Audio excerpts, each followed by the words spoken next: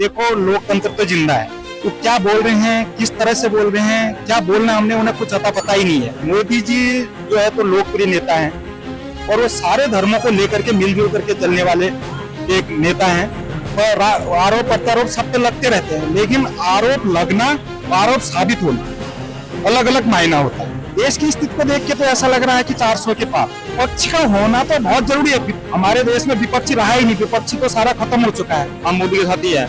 अगर मोदी जी आते हैं तो 100% पीओके आ सकता है। नमस्कार, मेरा नाम शिवम चौबे और आप देख रहे हैं सौगंध टीवी। आरोप लगता है कि भारत में लोकतंत्र धीरे धीरे खत्म होता जा रहा है। तमाम राजनीतिक दल जो विपक्ष के हैं वो आरोप लगाते हैं कि कहीं ना कहीं नरेंद्र मोदी और भाजपा की सरकार देश में लोकतंत्र को खत्म करने की राह पर आगे बढ़ चुकी है। जानेंगे लोगों से उनकी राय कि क्या भारत में लोकतंत्र है या फिर जैसा विपक्ष बता रहे हैं कि लोकतंत्र धीरे धीरे खत्म हो रहा है। सर, क्या लग रहा है जिस तरीके से तमाम राजनीतिक दल जो विपक्षी नेता हैं कहीं ना कहीं ये आरोप लगाते हैं कि देश में लोकतंत्र जो है धीरे धीरे करके खत्म होता जा रहा है, क्या इसमें सच्चाई है कोई? नहीं, देखो लोकतंत्र तो जिंदा है, ऐसा कुछ नहीं है। विपक्षी के नेता लोगों के पास कुछ मुद्दा ही नहीं रहा जो कि मोदी जी को नीचे धराशायी कर सके। तो इसलिए वो कुछ न कुछ खाली मतलब वो क्या बोल रहे हैं, किस तरह से बोल रहे हैं, क्या बोलना हमने उन्हें कुछ अता पता ही नहीं है। अच्छा, मोदी जी को तानाशाह बताया जाता है कि अपने आगे किसी की नहीं सुनते, जनता की भी नहीं सुनते, वो चाहते हैं कि जो जैसा वो बोले वैसा हो। क्या ऐसा व्यक्तित्व रखता है आपको नरेंद्र मोदी का? नहीं नहीं, ऐसा कुछ नहीं है। मोदी जी जो है तो लोकप्रिय नेता हैं, बहुत विश्व के विश्वगुरु माने गए हैं। वैसे विश्वगुरु नहीं माने गए हैं, विश्वगुरु माने गए और वो सारे धर्मों को लेकर के मिलजुल करके चलने वाले एक नेता हैं। काफी प्रभावशाली नेता हैं जिनको हमारा देश किस तरीके से चलाना है, कैसे चलाना है, देश की डीजीपी कैसे ठीक करनी है, उनको सब इस बारे में संज्ञान है, सारी जानकारियां हैं। इसलिए देश की स्थिति आज काफी ऊपर जा चुकी है, काफी अच्छी हो चुकी है। क्या लगता है चुनावों के पहले जिस तरीके से विपक्षी नेताओं के ऊपर कार्रवाई होती है, इसी को लेकर विपक्ष आरोप लगाता है कि जैसे ही चुनाव आते हैं नरेंद्र मोदी कहीं ना कहीं डर जाते हैं विपक्षी नेताओं से, इसलिए चुनाव में कोई असर ना पड़े इसलिए उन्हें गिरफ्तार करवा दिया जाता है? नहीं, ऐसा कुछ नहीं है। देखो गिरफ्तारी होना या ना होना ये तो चुनाव या कोई ये मायना नहीं रखता। देखो मोदी जी के ऊपर भी तो ब्लेम लगे हुए थे, सारे कोई साबित तो कर नहीं पाया। मोदी जी की तो डिग्री पर ब्लेम लगा हुआ था। आप कुछ जानते हैं, आपको पता होगी मोदी जी तो डिग्री पर ब्लेम लगा हुआ था, लेकिन वो बिल्कुल निष्पक्ष जांच हुई उस पर। शायद जहां से भी जांच हुई तो डिग्रियां कोई गलत नहीं पाएगी उनकी। अब माना केजरीवाल जी बंद हैं, दूसरे बंद हो रहे हैं, कई नेता बंद हो रहे हैं, वो भी अगर वास्तव में सही होंगे, सही साबित होंगे तो वो भी छूट जाएंगे। ये बात ये भी की जाती है कि जो नेता करप्ट, जिसको मोदी जी खुद भ्रष्टाचारी बताते हैं, कहीं ना कहीं बाद में जब वो भाजपा ज्वाइन कर लेता है तो कहा जाता है कि वो पाक साफ हो गए, वॉशिंग मशीन में धुल जाते हैं क्या बीजेपी की? नहीं नहीं, ऐसा कुछ नहीं है। ऐसी तो ये खाली कहने सुनने वाली बातें हैं।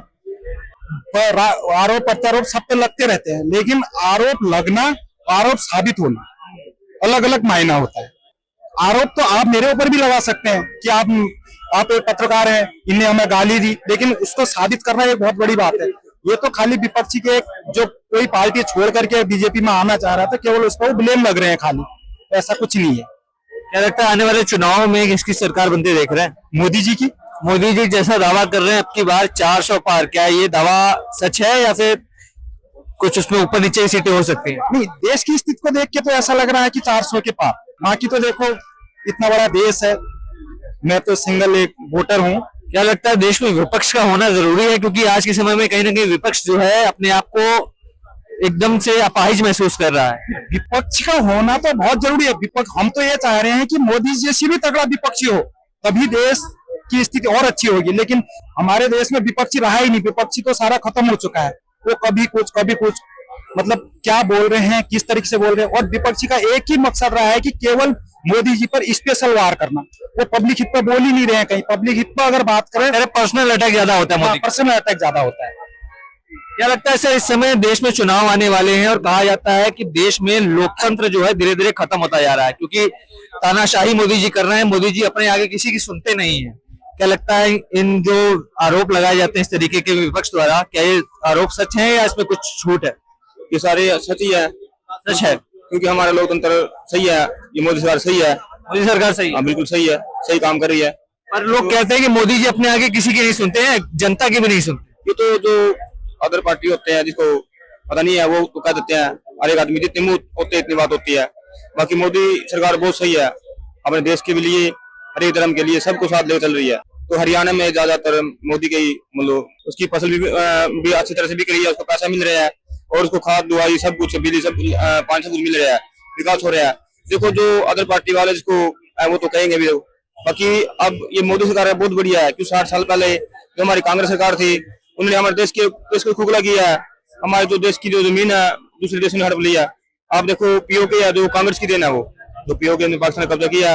अगर जो चाहते हमारी जो मिलिट्री थी 1948 में वो लाहौर तक पहुंची थी, वो ले सकते थे, अपनी जमीन छोड़ दी वो उसको दे दी, तो ये बात थोड़ी थी। आज जो हमारे देश का इतना पैसा है, इतना जो मतलब हमारे देश की जितनी पूंजी है वो कश्मीर में खर्च हो रही है, सेना पर गोलाबारूद पर।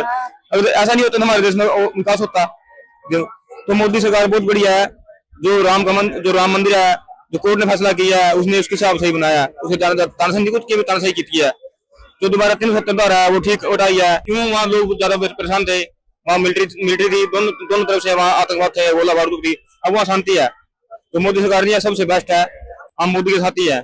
मोदी के साथ? हाँ मोदी के साथ है।